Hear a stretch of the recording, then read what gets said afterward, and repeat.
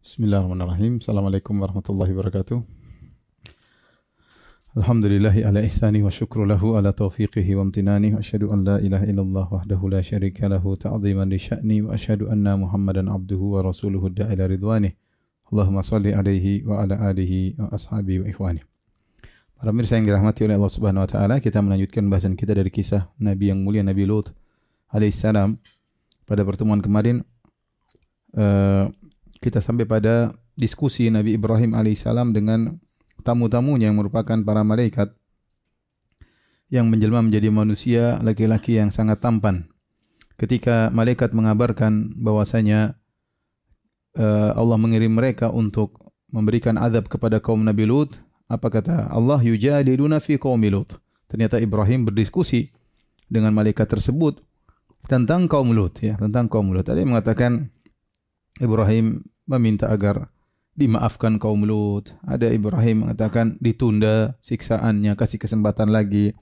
Ada yang mengatakan bahwasanya jangan diazab di sana karena di sana ada Nabi Lut yang beriman. Intinya ada beberapa tafsiran tentang hal tersebut. Yang kemudian Allah berfirman, Inna Ibrahim la halimun awwahum munib. Kenapa Ibrahim alaihissalam berdialog dengan para malaikat dengan dialog demikian? Kata Allah, karena Inna Ibrahim la halim. Ibrahim adalah orang yang sangat halim, yaitu sabar, tidak segera membalas, ya. Dan demikianlah yang dilakukan oleh Ibrahim alaihissalam. Beliau selalu halim.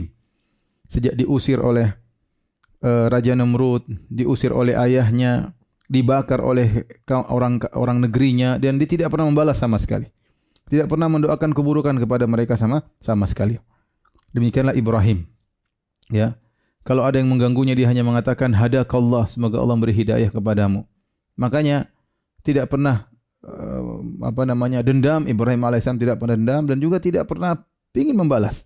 Sampai akhirnya tatkala malaikat ingin membinasakan kaum Nabi Lut, maka dia pun masih kasih kesempatan semoga kaum Nabi Lut sadar.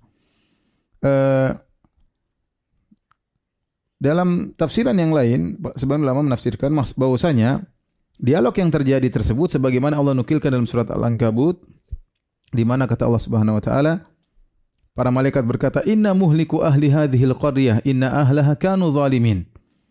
Sungguhnya kami akan membinasakan penduduk negeri ini, ya, penduduknya kaum Lut, karena penduduk negeri tersebutlah orang-orang yang zalim. Ibrahim berkata, "Inna fiha Lutan." Bagaimana kalian akan menurunkan azab di kampung tersebut sementara itu ada Nabi Lut? Qalu nahnu a'lamu biman fiha. Kami lebih tahu siapa dalam kampung tersebut. Lanunajjiyannahu wa ahlahu illa imra'atahu kanat minal ghabin. Kami akan selamatkan dia kecuali istrinya yang akan terlambat dan akan binasa. Kalau dalam Al-Qur'an, dialog antara Nabi Ibrahim dengan para malaikat. Tapi kalau dalam Bible, dalam Injil, beda. Saya akan sebutkan dialog yang dituliskan dalam Bible.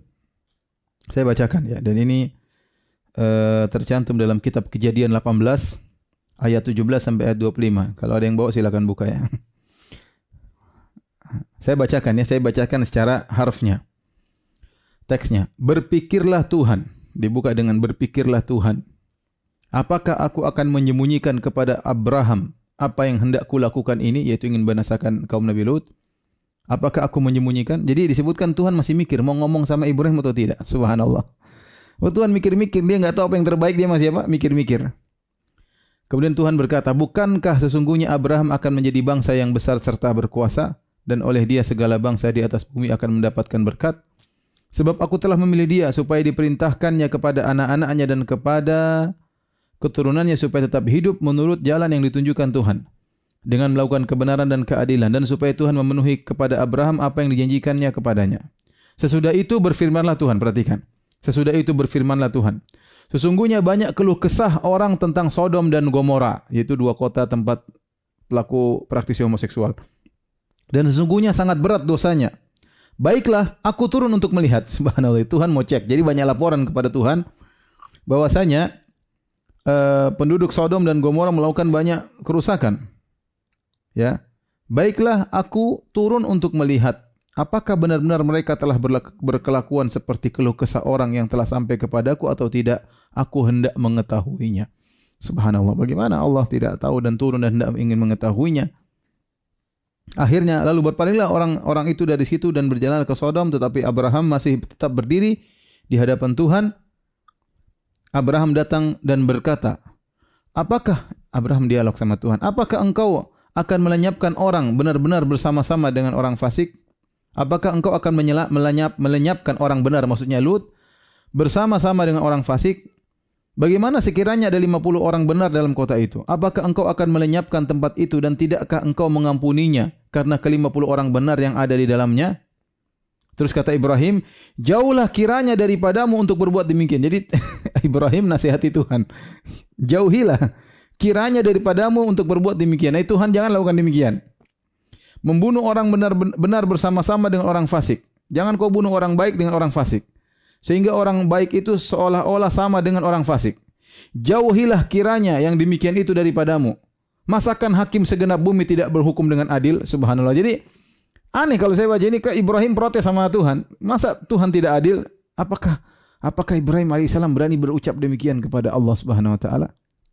Seandainya dialog tersebut bersama malaikat, ya masih mungkin, itu pun kurang sopan. Ini Ibrahim begitu tidak sopan kepada Allah Subhanahu wa taala. Jadi kalau dalam Injil seperti itu, aneh Tuhan berfikir mau kasih tahu Ibrahim atau tidak, masih mikir dulu. Kemudian ngecek, ada laporan penduduk Sodom katanya melakukan kerusakan, saya ingin turun ngecek benar atau tidak. Mas Tuhan makin cek lagi. Yang ketiga Tuhan dinasihati Ibrahim, ya Tuhan jangan kau begitu Tuhan. Masa kau mau membinasakan orang baik dengan orang buruk? Ya, engkau kan masakan hakim segenap bumi tidak berhukum dengan adil?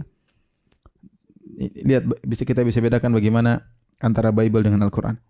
Taib, kita lanjutkan. Setelah itu, para malaikat berkata, Ya Ibrahimu a'rid an hadza. Wahai Ibrahim, berpalinglah engkau dari dialog ini, tidak perlu. Enggak ada manfaatnya. Innahu qad jaa'a amru rabbik. Sungguh telah datang keputusan Tuhanmu. Wa innahum atihim adzabun ghairu mardud. Allah telah memutuskan bahwasanya mereka akan ditimpa dengan azab yang tidak bisa ditolak. Jadi tidak usah kita diskusi lagi. Sudah diputuskan, mereka akan dibinasakan. Akhirnya setelah itu para malaikat yang berwajah tampan tersebut pergi ke negeri Sodom. Allah bercerita, "Walamma ja'at rusuluna Lutan si'a bihim wa dhaqa bihim dhar'a." Tatkala malaikat-malaikat tersebut datang kepada Nabi Lut, maka Nabi Lut merasa sesak dadanya. Kenapa? Karena Nabi Lut lihat mereka ini orang-orang tampan, ini sebentar lagi akan diganggu oleh kaumnya. Nabi Lut khawatir nih orang-orang para tamu-tamu ini diganggu. Wa qala hadza yaumun nasib. Dan Nabi Lut berkata ini hari yang berat. Dia bukan mikir dirinya tapi mikir gimana tamu-tamunya ini. Namanya tamu datang harus dimuliakan, namanya tamu harus dijaga, ya. Ya. Ternyata orang-orang kampung tersebut adalah orang-orang yang praktisi homoseksual, apalagi melihat wajah-wajah tampan seperti ini.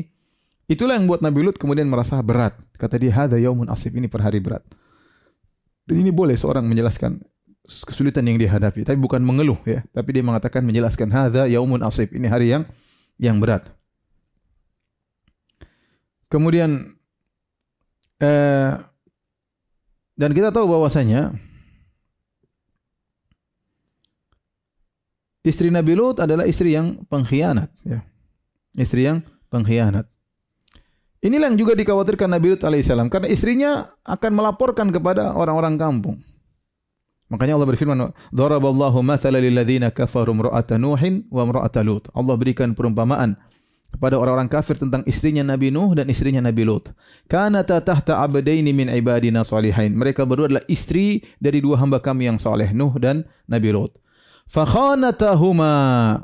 Ternyata keduanya berkhianat kepada suami mereka berdua. Istri Nabi Nuh berkhianat kepada Nabi Nuh, istri Nabi Lut berkhianat kepada Nabi Lut. Khianat apa maksudnya? Khianat yaitu kufur kepada Allah Subhanahu wa taala, dan di antara bentuk pengkhianatan istri Nabi Lut, dia bongkar rahasia. Dia ceritakan kepada warga kampung tersebut, kota tersebut, ada orang-orang tampan di rumah suamiku. Kata Allah, falam yughniya anhuma minallahi syai'a. Dan tidak bermanfaat. Mereka berdua adalah istri daripada para nabi, ternyata status mereka berdua sebagai istri tidak bisa menyelamatkan mereka berdua. Wa qila dukhulan nar ma'ad dakhilin. Kata Allah, masuklah kalian berdua wahai istri-istri Nabi, istri Nabi Nuh, istri Nabi Lut bersama orang kafir yang lainnya. Tidak ada bedanya. Tidak ada bedanya. Sama-sama masuk neraka. Intinya istri Nabi Lut berkhianat, kemudian dia pergi laporkan kepada penduduk negeri bahwasanya di rumahnya ada orang-orang yang sangat tampan. Akhirnya berita tersebar, mulailah orang-orang kaum Nabi Lut datang menuju rumah Nabi Lut dengan bergegas, dengan syahwat yang sudah memuncak. Kata Allah, waja'ahu qaumuhu yuhra'una ilaihi. Maka datanglah kaumnya kepada Nabi Lut, yuhra'una ilaihi, dengan segera. Yuhra'un itu bergegas. Wa min qablu kanu ya'maluna sayyi'at. Sebelumnya mereka melakukan keburukan, ya. Jadi mereka bergegas, ya, untuk segera menemui orang-orang tampan tersebut. Ya, karena mereka sudah dengar ada orang-orang tampan yang tampannya tidak wajar, tidak seperti orang kampung situ. Ini tamu luar biasa, istilahnya masih perjaka, masih tampan. Ya, mereka semangat luar biasa seperti orang yang sudah kelaparan mendengar bahwasanya makanan sudah dihidangkan. Kira-kira demikian. Sehingga mereka tidak datang pelan-pelan, bergegas segera, ingin segera melampiaskan syahwat mereka. Ya. Kata Allah Subhanahu wa taala, mereka datang dengan menggebu-gebu, wa jaa ahlul madinati yastabshirun. Kata Allah, datanglah penduduk kota tersebut dengan penuh kegembiraan. Penduduk kota semuanya semangat. Pergi kepada Nabi Lut, yastabshirun, dengan penuh kegembiraan. Dengan penuh kegembiraan. Mereka minta, serahkan tamu-tamumu. Yang kasih tahu siapa istrinya Nabi Lut. Nabi Lut menjawab mereka, qala ya qaumi haula'i banati hunna atharu lakum. Fattaqullaha wa la tukhzuni fi dhaifi alaysa minkum rajulun rasyid. Ya. Kata Nabi Lut, wahai kaumku, ini putri-putriku, hunna atharu lakum. Mereka lebih suci untuk kalian. Artinya kalau kalian ingin berhubungan bersetubuh, maka nikahilah putri-putriku. Jangan melakukan praktek homoseksual. Nikahilah dengan wanita dengan cara yang wajar. Silakan nikahi putri-putriku. Hunna atharu lakum, ini lebih suci. Ya. Haula'i banati in kuntum fa'ilan, dalam ayat yang lain. Inilah putri-putriku kalau kalian ingin melakukannya. Ini ada dua pendapat di kalangan para ulama tentang apa maknanya perkataan Nabi Lut, haula'i banati. Mereka inilah putri-putriku. Ada yang mengatakan Nabi Lut memang menawarkan putri-putrinya untuk dinikahi dengan baik, enggak ada masalah. Ada yang mengatakan maksudnya Nabi Lut mengatakan banati di putri-putriku, maksudnya seluruh wanita-wanita negeri itu silakan nikahi. Jangan bergaul dengan laki-laki karena seorang nabi kedudukannya seperti ayah. Sekarang dia mengatakan, wahai kaumku, kalian yang wajar, yang waras, ingin melakukan hubungan, maka nikahilah wanita-wanita yang ada. Wala tukhzuni fi dhaifi, jangan kau mempermalukan aku pada tamuku. Dan Nabi Lut masih belum sadar bahwasanya tamu-tamunya adalah malaikat. Dia tidak sadar. Dia saking khawatir, gelisah, orang-orang datang udah ngepung rumahnya. Ya. Dia jangan kau mencemarkan nama baikku, ini tamu-tamuku, jangan diganggu. Alaysa minkum rajulun rasyid, tidak akan di antara kalian orang yang berakal sehat. Tidak ada, akal mereka semua sudah hilang karena syahwat sudah menggebu-gebu. Orang sudah bersyahwat, akalnya sudah hilang. Tatkala itu Allah berfirman, la amruka innahum la fi sakratihim ya'mahun. Demi umurmu wahai Muhammad, sungguhnya mereka terombang-ambing dalam kemabukan. Allah gambarkan mereka sudah di puncak-puncak syahwat sampai kata Allah, la fi sakratihim. Mereka sedang mabuk, ya. Sedang mabuk dalam kesesatan. Benar-benar sudah di puncak syahwat. Ya. La amruka innahum, sungguh mereka la fi sakratihim ya'mahun, buta dalam kesesatan mereka. Di sini perhatikan Allah Subhanahu wa taala tatkala menekankan bahwasanya mereka sedang benar-benar dalam puncak syahwat, Allah bersumpah la amruka, demi umur wahai Muhammad.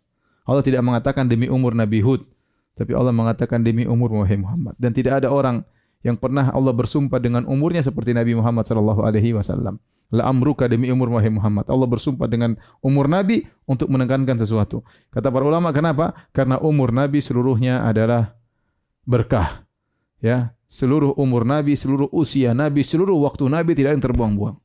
Ya, pantas Allah Subhanahu wa taala bersumpah dengan umur Nabi sallallahu alaihi wasallam. Tidak seperti kita, betapa banyak waktu kita yang terbuang-buang, tidak ada manfaatnya, melihat berita yang tidak ada faedahnya, komentar yang tidak ada faedahnya, dan selanjutnya dan seterusnya. Adapun Rasulullah SAW, maka Allah bersumpah dengan umurnya, demi umur wahai Muhammad, innahum lafi sakratihim ya'mahun, sungguhnya mereka benar-benar dalam mabuk kepayang di puncak kesyahwat. Mereka dalam seperti kondisi orang-orang yang buta. Akhirnya Nabi Lut tadi bertawarkan, haula'i banati, hunna athaharu lakum, kalau kalian mau nikahilah putri-putriku daripada kalian gauli laki-laki tamu-tamuku. Mereka membantah, qalu laqad alimta ma lana fi banatika min haqq wa innaka la ta'lamu ma nurid. Wahai Lut, kau kan sudah tahu kami tidak ingin putri-putrimu. Kami tidak ada syahwat sama putri-putrimu, Lut. Dan kau sudah tahu apa yang kami maui. Mereka tidak malu-malu lagi. Kita ini mau laki-laki, kenapa kau tawarkan perempuan? Wa innaka, dan sungguh engkau tahu. La ta'lamu, subhanallah, mereka mengatakan wa innaka la ta'lamu, dan sungguh-sungguh engkau benar-benar mengetahui ma nurid, apa yang kami inginkan. Nabi Lut tidak bisa berbuat apa-apa. Tidak ada yang bisa membela dia untuk menolong dirinya dan tidak ada yang bisa membela dia untuk menolong tamu-tamunya.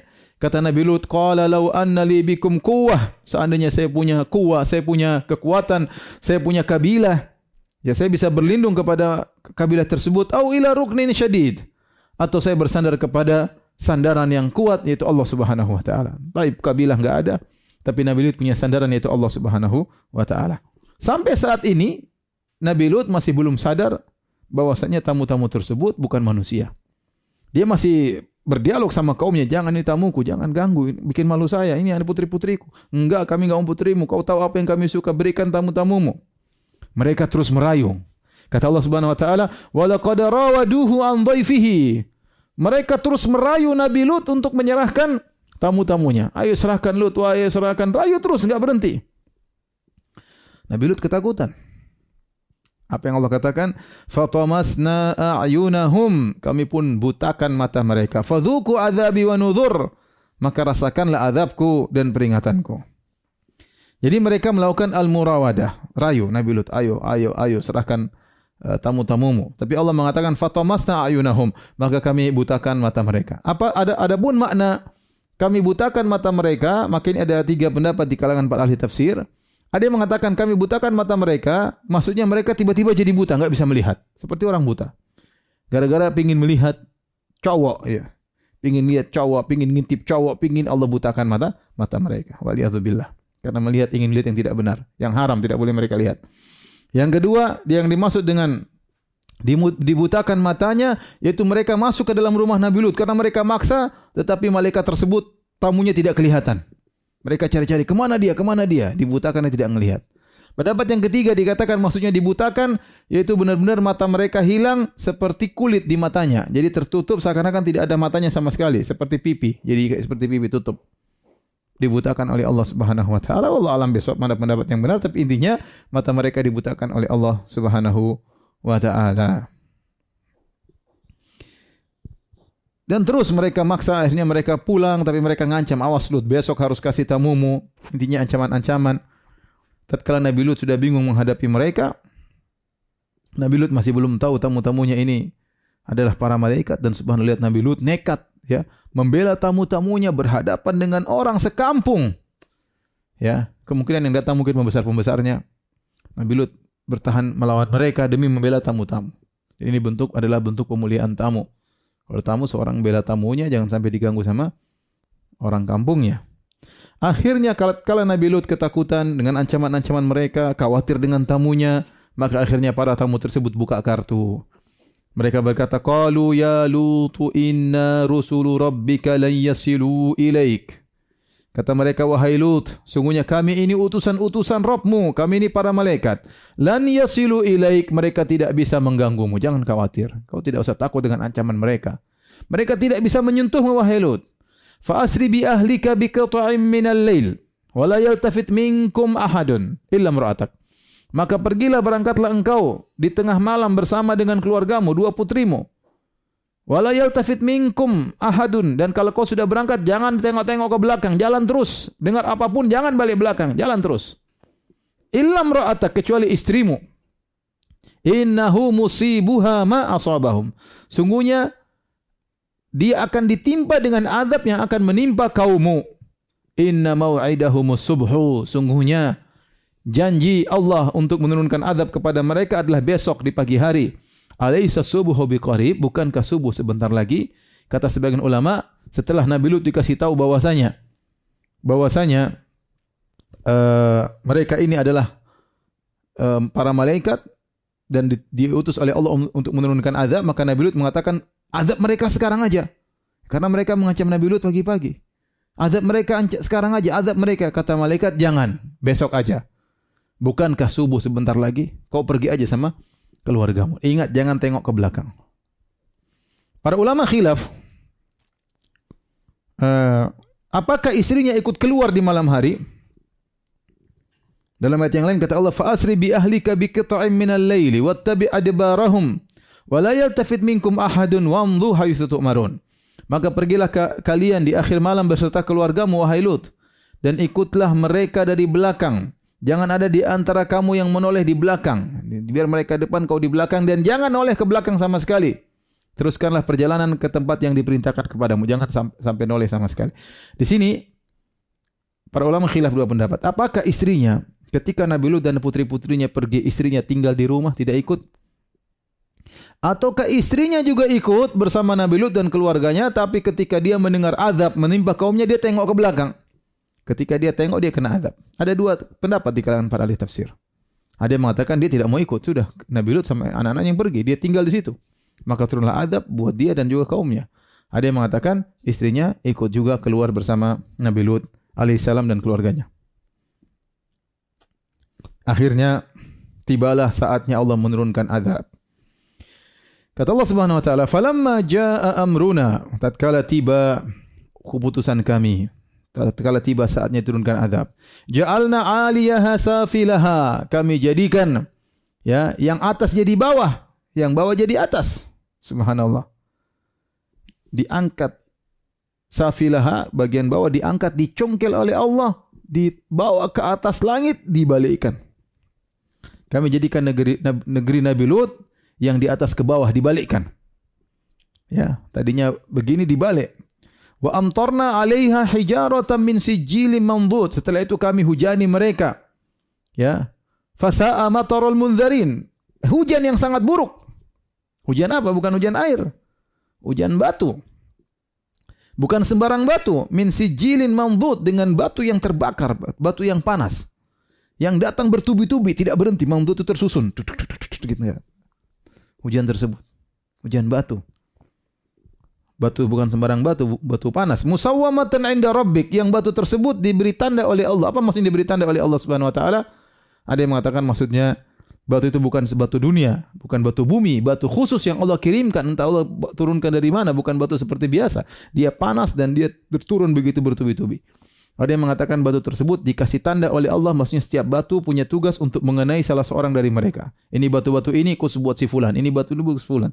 Jadi batunya datang sebagian. Jadi batu mencari, pokoknya mencari orang yang sudah dicatat untuk dia. Tidak bisa kabur. Sampai kalau ada kaum Nabi Lut yang kebetulan lagi tidak di kampung, lagi safar, ya. Lagi safar, batu tersebut juga kena karena sudah dicatat ini untuk dia, ini untuk dia. Musawwamah, maksudnya diberi tanda untuk tugasnya masing-masing mengenai yang Allah tugaskan. Subhanallah. Batu-batu ajaib yang Allah kirimkan kepada mereka. Allah juga menyebutkan dalam ayat yang lain, Allah mengatakan, "Inna arsalna 'alaihim hasiban illa ala Lut, najjaynahum bisahar." Kami kirimkan kepada mereka badai yang membawa batu-batu, batu dengan badai, hasiban. Illa ala Lut, kecuali keluarga Nabi Lut, najjaynahum bisahar. Kami selamatkan keluarga Nabi Lut di waktu sahur, menjelang subuh. Nikmatan min indina, sebagai nikmat dari kami, anugerah dari kami mereka selamat. Kadzalika najzi man syakar. Demikianlah kami beri balasan kepada orang yang bersyukur, diselamatkan oleh Allah Subhanahu wa taala. Ya.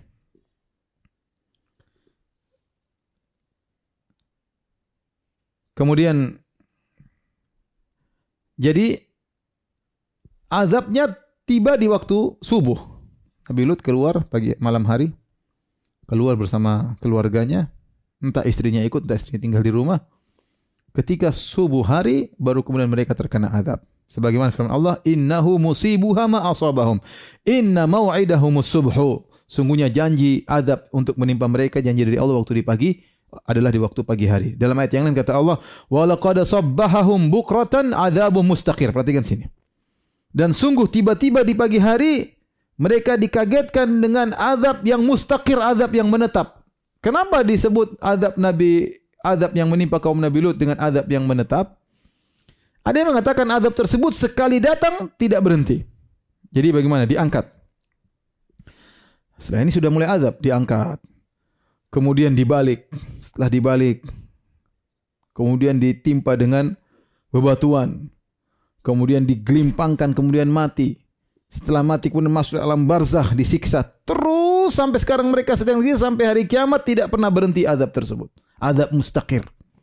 Sejak saat mereka diangkat oleh Allah ke langit dan dibuang ke bawah dihujani hujan batu, azab dari sejak saat itu terus berlangsung mustaqir, terus sampai selama-lamanya abadi.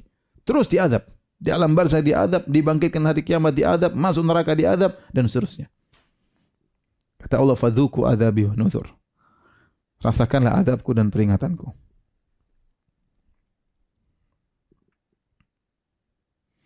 Adapun istri Nabi Lut tidak selamat, ya. Dalam banyak ayat Allah mengatakan, fa anjaynahu wa ahlahu illa imra'atahu kanat minal gharbirin. Kami selamatkan dia dan keluarganya kecuali istrinya, dia termasuk yang tertinggal atau dibinasakan. Illa imra'ataka, kecuali istrimu hai Lut, innahu musibuha ma asabahum. Dia akan ditimpa dengan apa yang menimpa kaumnya. Ya. Baik. Siapa yang selamat? Orang beriman. Siapa yang beriman? Cuma Nabi Lut dan putrinya. Makanya waktu Allah menceritakan nikmat Allah selamatkan mereka, kata Allah, fa akhrajna man kana fiha minal mu'minin. Kami keluarkan dari negeri Sodom tersebut orang-orang yang beriman. Kenapa Allah menyebutkan kami keluarkan orang yang beriman? Agar kita tahu bahwasanya yang menyelamatkan kita adalah iman. Usaha kita lakukan, ikhtiar kita lakukan. Tapi kalau mau selamat dari azab Allah, cuma iman yang menyelamatkan. Fa akhrajna man kana fiha minal mu'minin, maka kami keluarkan orang-orang yang beriman. Kata Allah, fama wajidna fiha ghairu baitin minal muslimin. Kami tidak dapati di situ kecuali sebuah rumah milik kaum muslimin. Artinya apa? Satu negeri semuanya praktisi homoseksual. Yang tidak cuma Nabi Lut dan putrinya. Allah mengatakan, dan kami tidak mendapati dari orang-orang beriman di kampung tersebut kecuali satu rumah. Rumahnya orang-orang Islam. Kenapa Allah tidak mengatakan rumahnya orang-orang beriman? Kok Allah mengatakan rumahnya orang-orang Islam? Karena kata para ulama, dalam rumah tersebut ada istrinya Nabi Lut dan dia munafik dan dia kafir. Sehingga rumah tersebut tidak disifati dengan rumah kaum beriman. Karena ada yang menampakkan Islam, yaitu istrinya. Sehingga Allah mengatakan, fama wajadna fiha ghairu baitin minal muslimin. Kami dapat saja satu rumah milik orang-orang muslim. Maksudnya siapa? Nabi Lut dan putrinya. Namun dikatakan rumah orang Islam, kenapa? Karena ada di situ ada orang ngaku Islam, itu putrinya, tapi ternyata kafir kepada Allah Subhanahu wa taala. Ya, dan dia telah berkhianat dan dialah yang melaporkan kepada kaumnya untuk segera datang menyantapi santapan, ya, hidangan yang ada di rumah Nabi Lut, yaitu lelaki-lelaki yang tampan. Setelah mereka pun diazab. Habislah mereka dengan azab yang luar biasa, ya. Kata para ulama, dibalik, diangkat, dibalik. Kenapa? Karena fitrah mereka sudah berubah. Ya, kena dirajam dengan batu karena perbuatan mereka yang sangat tercela. Ya, kalau zina dirajam, ini lebih parah daripada zina. Zina haram tapi masih normal, laki-laki dan perempuan. Laki-laki dengan laki-laki sudah di luar, sudah abnormal, enggak jelas, enggak benar. Maka selain dirajam dengan batu yang panas, dibalik mereka karena fitrah mereka terbalik. Setelah itu Allah berfirman, "Wa tarakna fiha ayatan lil ladzina yakhafuna al-'adzabal alim." Perhatikan. Dan kami tinggalkan pada negeri tersebut ada satu tanda bagi orang-orang yang takut dengan azab yang pedih.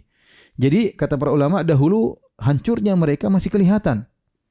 Jadi kata Allah, "Wa tarakna fiha ayah." Kami tinggalkan tanda-tanda kebesaran kami. Bahwasanya di sini ada satu kaum praktisi homoseksual, kemudian dibinasakan oleh Allah, dan tanda kebinasaan mereka masih bisa dilihat. Lilladzina yakhafuna al-'adzabal alim, bagi orang-orang yang takut dengan azab yang pedih. Tapi Allah mengatakan bahwasanya tanda itu hanya bermanfaat bagi orang yang takut dengan azab yang pedih. Adapun orang yang tidak takut dengan azab hari kiamat, dia tidak peduli.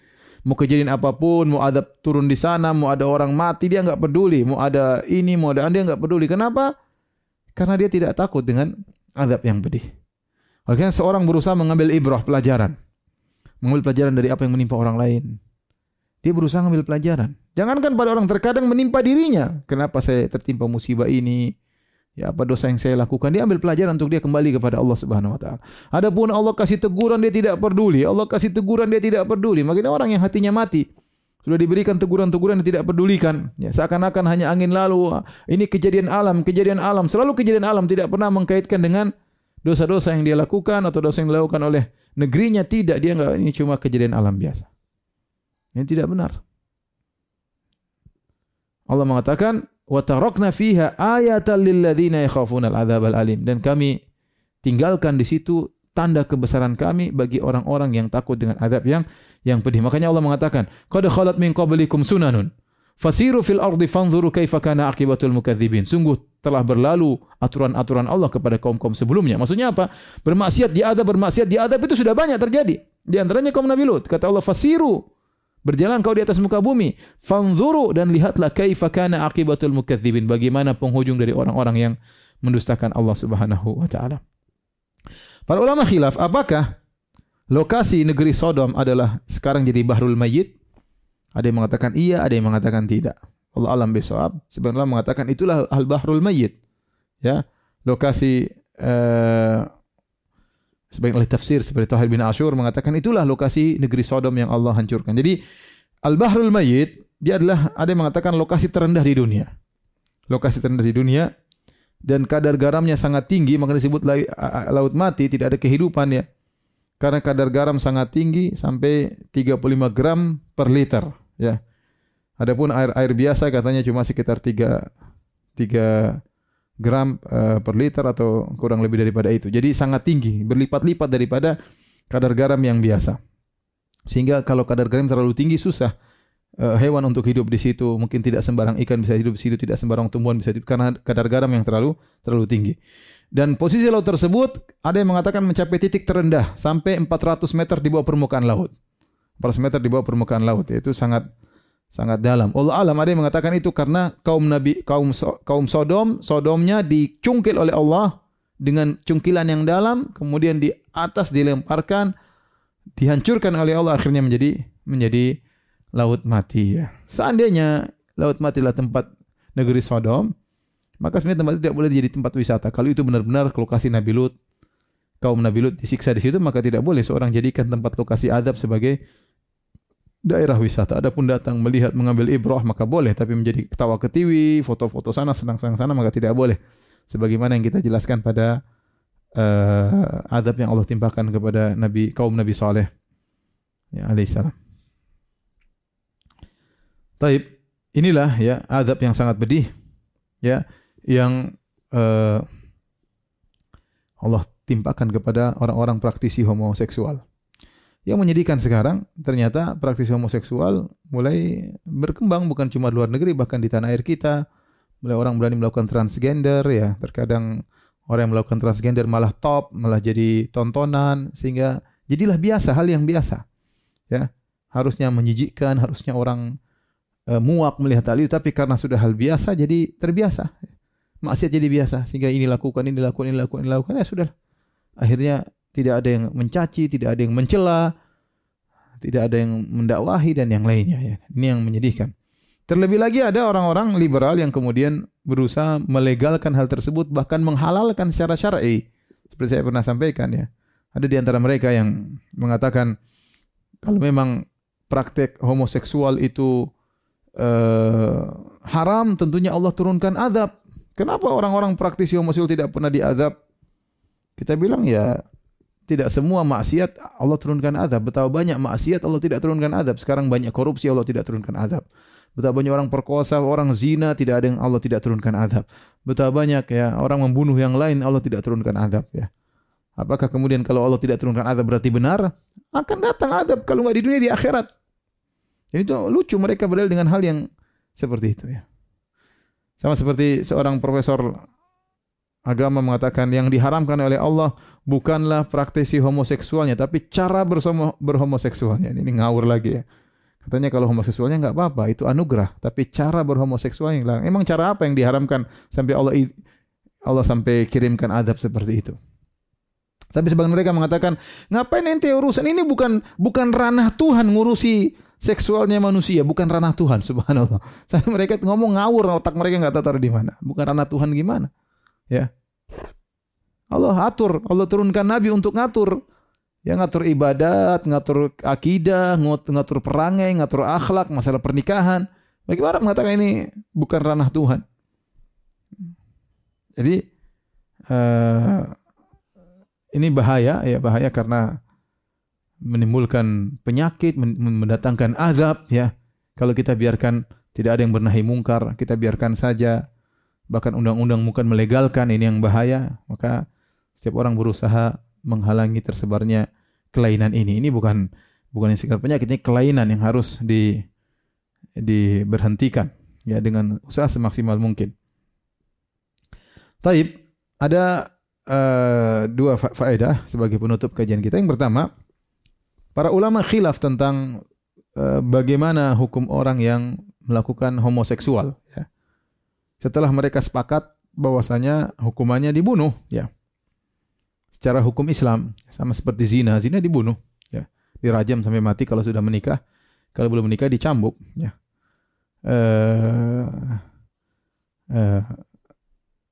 Adapun kalau praktisi homoseksual maka sepakat dibunuh, tetapi bagaimana cara dibunuhnya maka khilaf di kalangan para ulama. Ada yang mengatakan kalau ada orang ketahuan praktik homoseksual dicari ke tempat tinggi kemudian dilemparkan dari tempat tinggi tersebut, bukan dirajam tapi dilemparkan, sebagaimana kaum Nabi Lut dibinasakan oleh Allah Subhanahu wa taala. Dilemparkan kemudian kirim batu kerikil dari atas. Kira-kira demikian, ya. Ada yang mengatakan hukumannya sama dengan hukum zina, ya. Ya. Sama, yaitu sama-sama dirajam, ya. Ada yang mengatakan dibedakan antara sudah menikah dengan belum menikah, ada yang mengatakan tidak ada bedanya, sama-sama dibunuh, ya. Intinya Nabi pernah bersabda, "Man wajadtumuhu ya'malu 'amala qaumi Lut, faqtulul fa'ila wal maf'ula bih." Kata Nabi SAW, siapa yang kalian dapati melakukan perbuatan kaum Nabi Lut, maka bunuhlah al-fa'il pelakunya dan bunuhlah al-maf'ula bih yang disodomi, yang menjadi pun disodomi. Ini artinya kalau dua-duanya sama-sama ridha, ketahuan melakukan hal tersebut, maka yang menyodomi dan disodomi sama-sama dibunuh, kata Nabi SAW. Kenapa? Karena ini penyakit menular. Diselesaikan. Lebih bahaya daripada zina. Menjadikan orang dari normal menjadi tidak normal. Ya. Maka kata Nabi SAW, faktul fa'il wal maf'ula bih. Bunuh yang sodomi dan juga disodomi. Adapun orang yang diperkosa lain, sodomi dipaksa, maka dia tidak. Dia dizolimi. Ya, tapi kalau sama-sama ridho, ya. Kita tahu bahwasanya praktik homoseksual seperti itu. Ada yang suka menyodomi, ada yang suka disodomi. Tapi yang kedua, kita ingin membaca kisah Nabi Lut di Bible, ya. Bagaimana kisah Nabi Lut di Bible, ya. Kita perlu menyampaikan hal ini supaya kita semakin bersyukur berada di atas agama Islam, ya. Bahwasanya agama yang kita anut ini agama yang benar, ya, berbeda dengan agama-agama lain yang menyimpang. Saya bacakan dalam Bible, ya. Kitab Kejadian 19 ayat 30 sampai 38, yang punya silakan dibuka, ya. Baik, saya bacakan. Pergilah Lot dan Zoar dan ia menetap sama-sama dengan kedua anak perempuannya di pegunungan. Sebab ia tidak berani tinggal di Zoar, maka diamlah ia dalam suatu gua berserta kedua anaknya. Ini setelah mereka lolos dari azab, ceritanya. Dia pergi dengan dua anak perempuannya, kemudian mereka tinggal di suatu gua. Apa yang terjadi? Kata kakaknya kepada adiknya. Jadi dua putri Lut ini sambil ngobrol, yang tua sama yang muda. Kakak perempuan yang tua mengatakan, ayah kita telah tua dan tidak ada laki-laki di negeri ini yang dapat menghampiri kita. Tidak laki-laki menggauli kita, semua sudah mampus. Allah sudah binasakan. Seperti kebiasaan seluruh bumi, laki-laki berhubungan dengan wanita. Marilah kita beri ayah kita minum anggur, artinya kita bikin mabuk bapak kita. Nabi Lut kita bikin mabuk, lalu kita tidur dengan dia, lalu kita gauli bapak kita, supaya kita menyambung keturunan dari ayah kita. Subhanallah, rencana iblis dilakukan oleh anaknya Nabi Lut, putrinya Nabi Lut. Pada malam itu, ini semua di Bible, ya, di kitab suci mereka. Pada malam itu mereka memberi ayah mereka minum anggur. Masa Nabi Lut tidak sadar ini mabuk, ya? Minum anggur. Setelah Nabi Lut teler, lalu masuklah yang lebih tua untuk tidur dengan ayahnya. Berhubungan, jima dengan ayahnya. Waliyadzubillah. Dan ayahnya tidak mengetahui ketika anaknya itu tidur. Dan ketika ia bangun tidak sadar ternyata sudah dikerjain sama putrinya. Putri yang paling tua. Keesokan harinya berkatalah kakaknya kepada adiknya. Kakaknya cerita, tadi malam aku telah tidur dengan ayah. Aku sudah berhubungan dengan ayah. Baiklah malam ini juga kita beri dia minum anggur. Kemudian masuklah engkau untuk tidur dengan dia. Gantian kamu dek. Kita kasih mabuk bapak lagi. Akhirnya Nabi Lut dikasih mabuk lagi. Supaya kita menyambung keturunan dari ayah kita. Demikianlah juga pada malam itu. Mereka memberi ayah mereka minum anggur. Lalu bangunlah yang lebih muda untuk tidur dengan ayahnya. Dan ayahnya itu tidak mengetahui ketika anaknya itu tidur dan ketika ia bangun.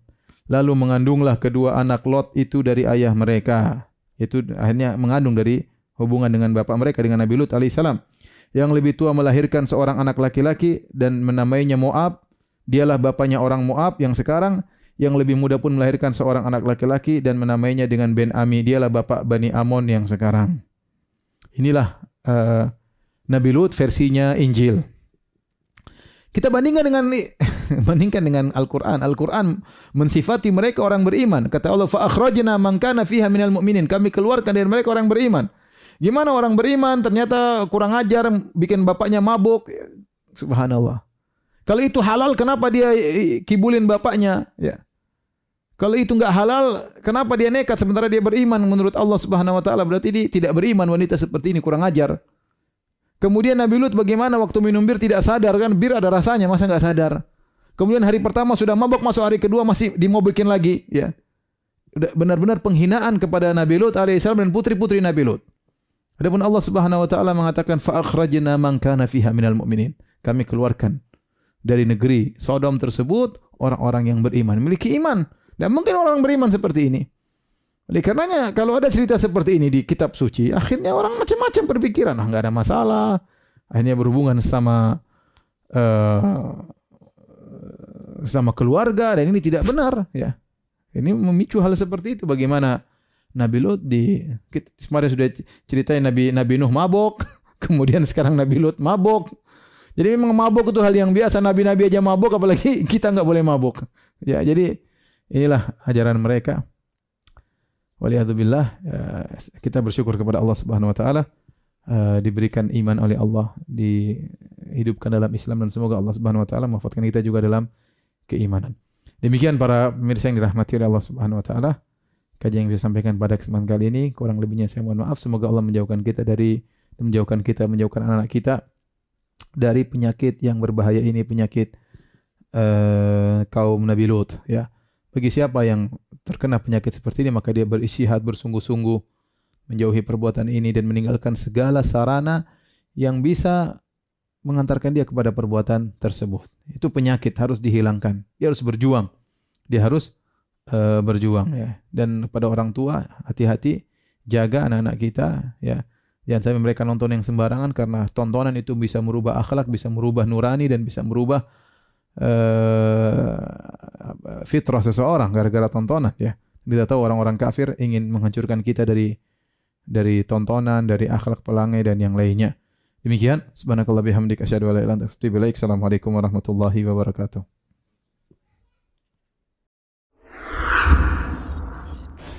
Download aplikasi Bekal Islam dan kunjungi web bekalislam.com.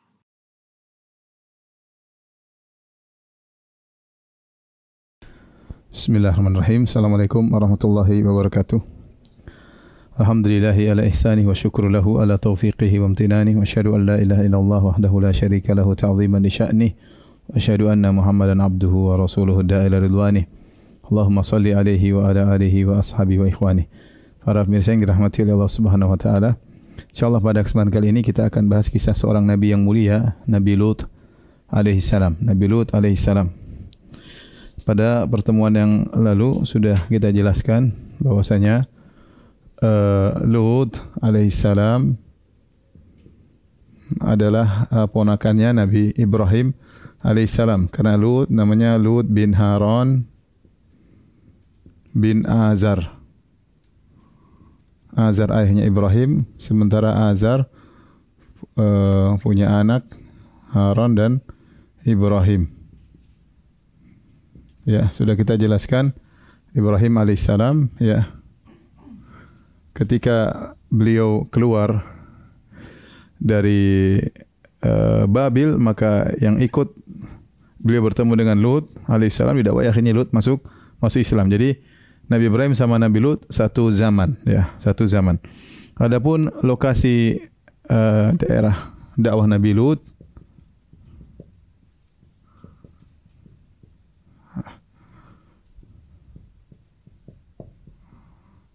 alaihissalam maka di Yordania ya, Urdun ya. Ada yang mengatakan adalah di Al-Bahrul Al-Mayyit Al-An, Laut Mati.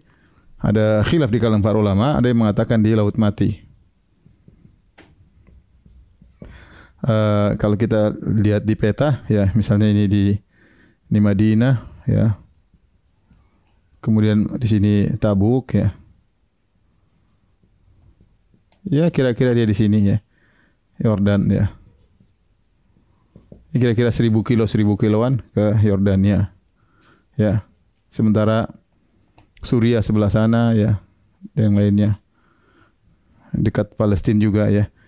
Ada yang mengatakan jarak antara rumah Nabi Lut dengan Nabi Ibrahim tidak begitu jauh ya, tidak begitu jauh.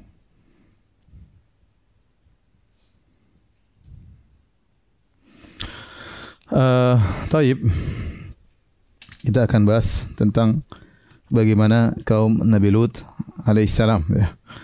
Tentunya kita tahu Nabi Lut alaihissalam diutus pada suatu kaum yang melakukan perbuatan yang sangat keji, perbuatan yang tidak pernah dilakukan oleh umat-umat sebelumnya, yaitu praktek homoseksual ya. Oleh karenanya Nabi Lut berkata, innakum walutan idh qala liqaumi atatuna fahishatan ma sabaqakum biha min ahadin minal alamin. Tatkala Lut berkata kepada kaumnya, apa kalian melakukan suatu perbuatan keji yang tidak pernah melakukannya orang sebelum kalian dari seluruh alam semesta ini. Innakum latatuna rijala syahwatan min dunin nisa. Sungguhnya kalian mendatangi para lelaki sementara para wanita tidak kalian datangi. Itu kalian melakukan praktik homoseksual. Ya. Dan subhanallah, sekarang ternyata praktik homoseksual sangat banyak. Sampai sekian banyak negara, belasan negara-negara kafir yang mereka menyatakan dengan resmi pelegalan pernikahan sejenis ya.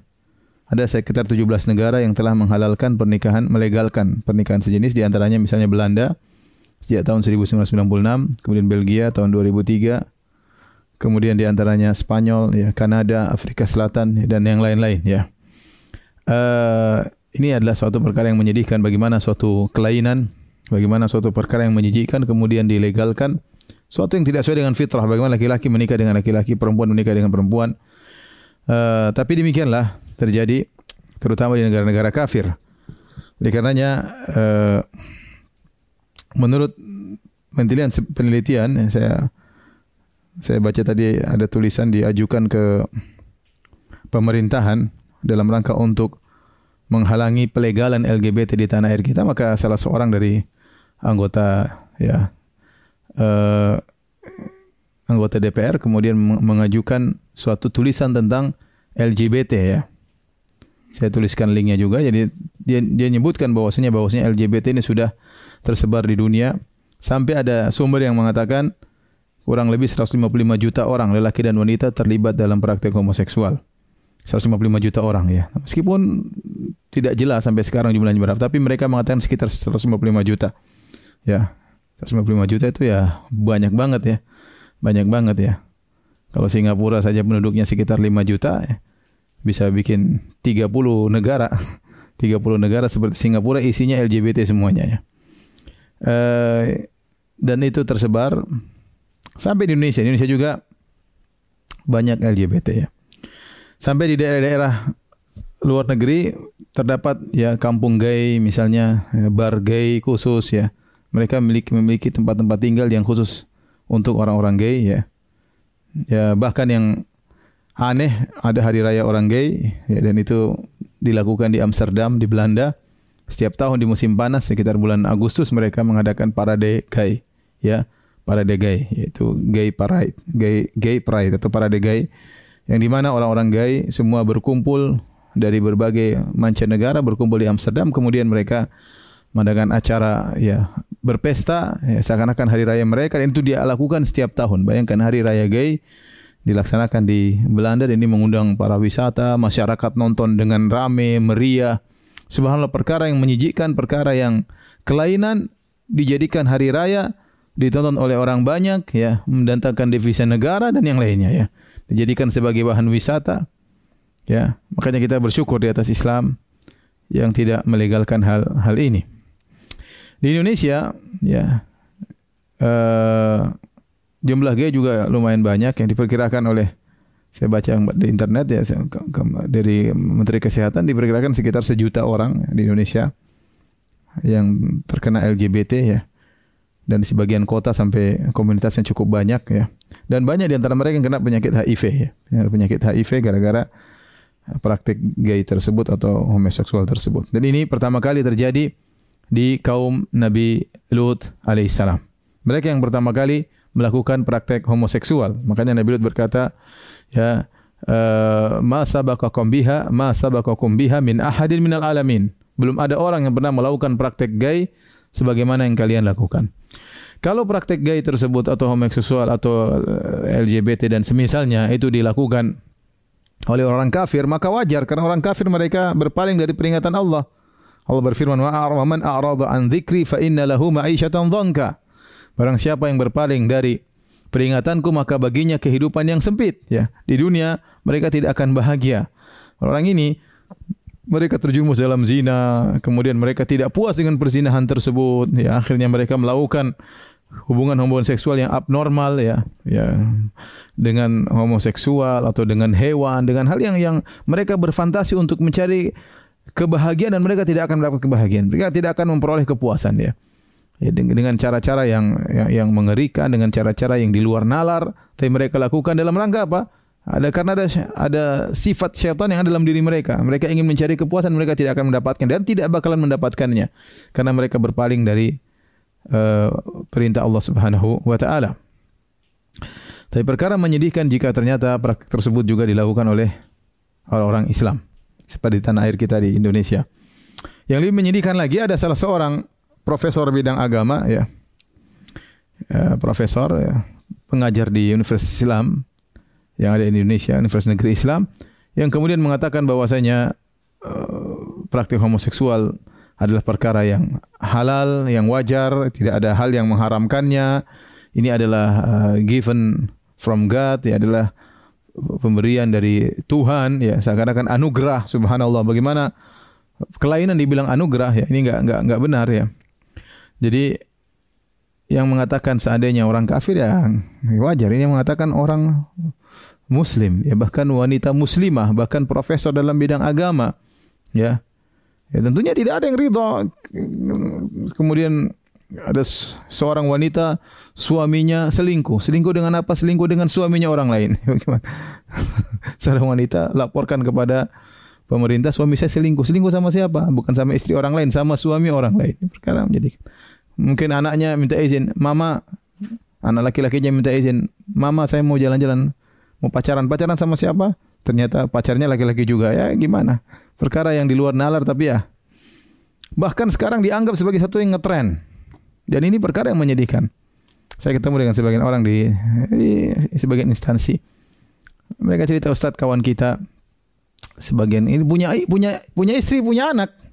Tetapi karena pergaulan yang salah, akhirnya menganggap namanya punya pacar laki-laki adalah suatu trendy dalam kehidupan.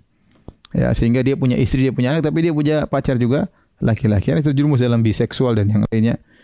Akhirnya terjadi transgender dan yang lainnya, merubah kelamin, dan itu penyakit-penyakit yang mengerikan, dan mereka sendiri hidup dalam penderitaan orang-orang seperti itu. Ya, oleh karenanya kita harus hati-hati ya. Ini penyakit yang menjijikkan yang Allah abadikan dalam Al-Qur'an agar memberi peringatan kepada kita.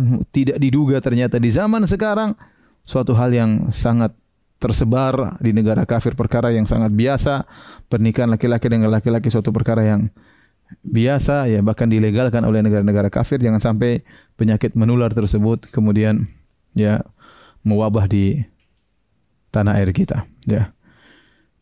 Para pemirsa yang dirahmati oleh Allah Subhanahu wa taala, Adapun Nabi Lut alaihissalam ketika diutus di daerah Yordan, Nabi Lut diutus pada suatu tempat yang Allah sebut dengan Al-Mu'tafikat. Al-Mu'tafikat. Al-Mu'tafikat ya. Jamak dari Al-Mu'tafik, Al-Mu'tafikah.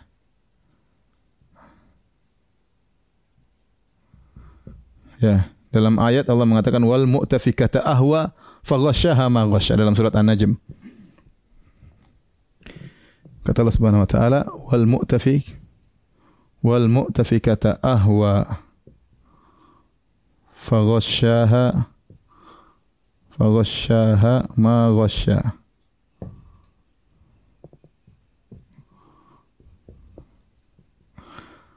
Dalam surat At-Taubah Allah sebutkan al-wal mu'tafikat, di dalam surat Al-Haqqah juga Allah sebutkan wa jaa fir'aun wa man qablahu wal mu'tafikatu bil khati'ah.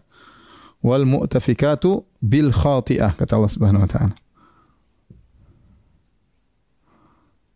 Bil khati'ah.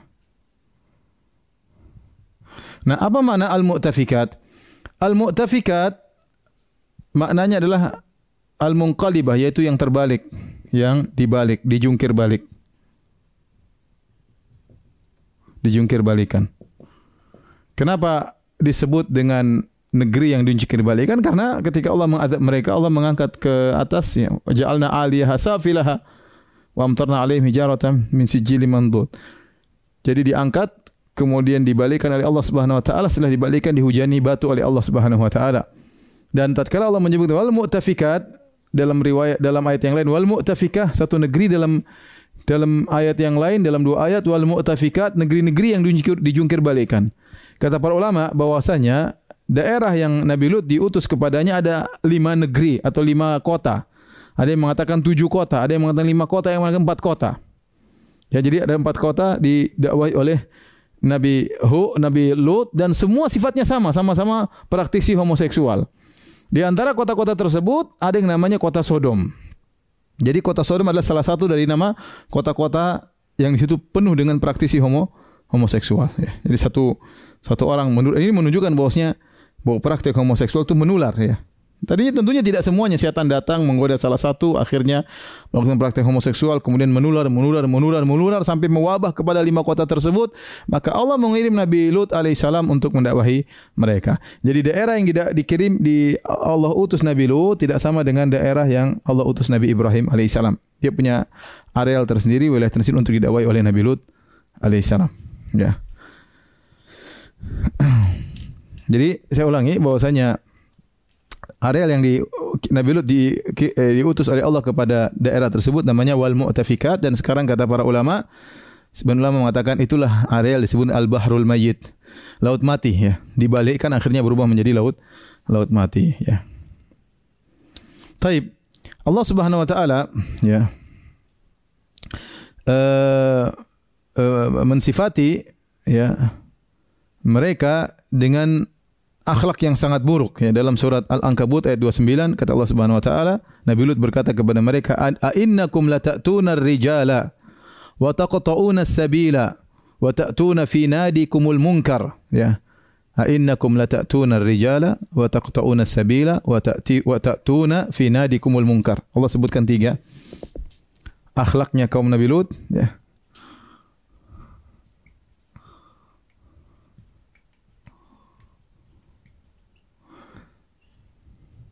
Kata Allah Subhanahu wa taala, "Innakum la ta'tuna ar-rijal." Pertama, ta'tuna ar-rijal. Kalian mendatangi para lelaki. Yang kedua, wa taqta'una as-sabil. Taqta'una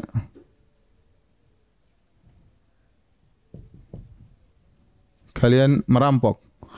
Kemudian yang ketiga, wa ta'tuna fi nadikumul munkar.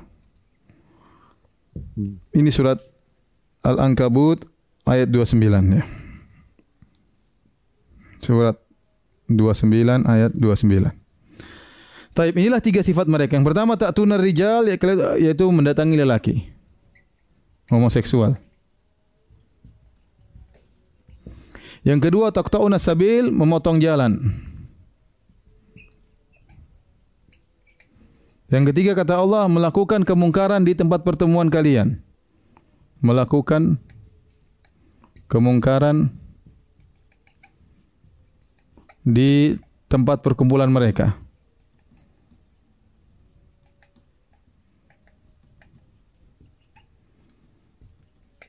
Adapun mendatangi lelaki, maka inilah homoseksual ya, homoseksual. Homoseks. Memotong jalan, maka ini ada khilaf di kalangan para ulama. Ada khilaf, ada yang mengatakan yaitu merampok, menyamun. Menjadi para penyamun, ada orang datang mereka rampok ya. Ada yang mengatakan bahwasanya mereka melempari para wanita. Mereka ada wanita mereka lempari dengan kerikil, ya mereka ganggu, mereka motong jalan. Ada yang mengatakan wataqta'una sabil, yaitu mereka karena bergaul dengan laki-laki akhirnya mereka memotong keturunan mereka. Bukannya mereka mandul tidak punya anak, tapi mereka bergaul dengan lelaki. Menggaul lelaki. Adapun wata'tuna fi nadikumul munkar, kalian melakukan kemungkaran di tempat perkumpulan kalian, yaitu ada khilaf juga di kalangan para ulama, ada beberapa pendapat, namun mengkerucut pada beberapa pendapat. Yang pertama yaitu mereka melempari. Jadi setiap orang bawa sahan, yaitu bawa piring, kasih kerikil. Kemudian ada laki-laki yang lewat, mereka lempar. Siapa yang pertama kali melempari lelaki asing yang lewat kena, maka diambil untuk digauli oleh mereka. Jadi berlomba melempari lelaki asing.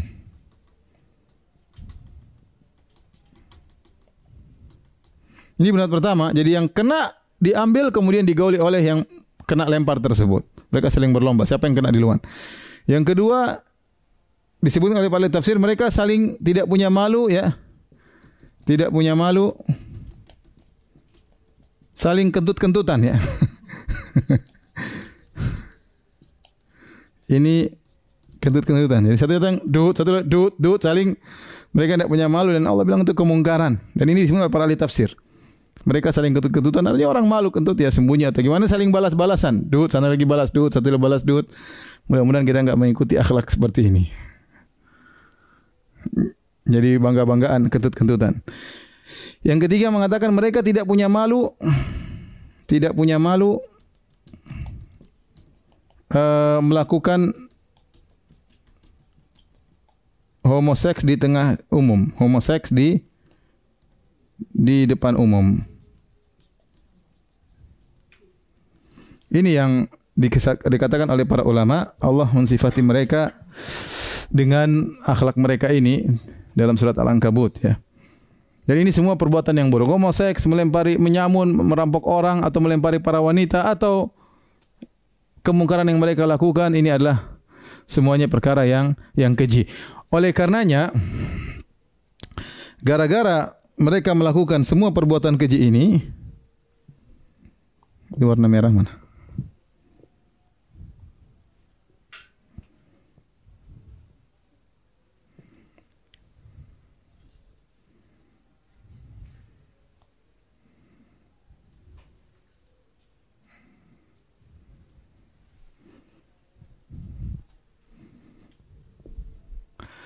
Oleh karena perbuatan mereka ini semua, ya, akhlak mereka yang buruk ini, akhirnya Allah mensifati mereka dengan 7 sifat, ya. Allah sifati mereka atau vonis mereka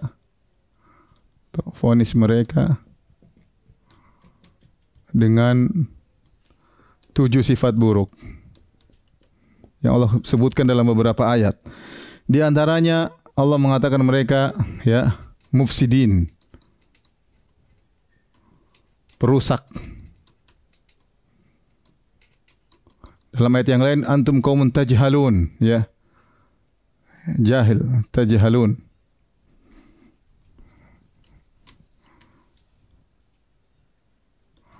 Tajhalun, bodoh ya. Kemudian Allah sifati lagi dengan kaumun adun, melampaui batas. Di antaranya Allah sebutkan mujrimun.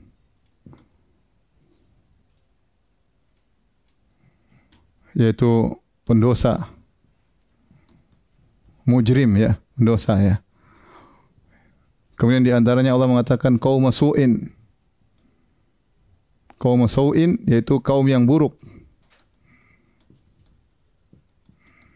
Allah juga sebutkan fasikin. Kaum yang fasik. Ada mufsidin, tajhalun, adun, mujrimun, ya. Kaum sau'in, kemudian fasikin, ya. Satunya lagi musrifun, ya, berlebihan. Musrifun, berlebihan dalam bermaksiat.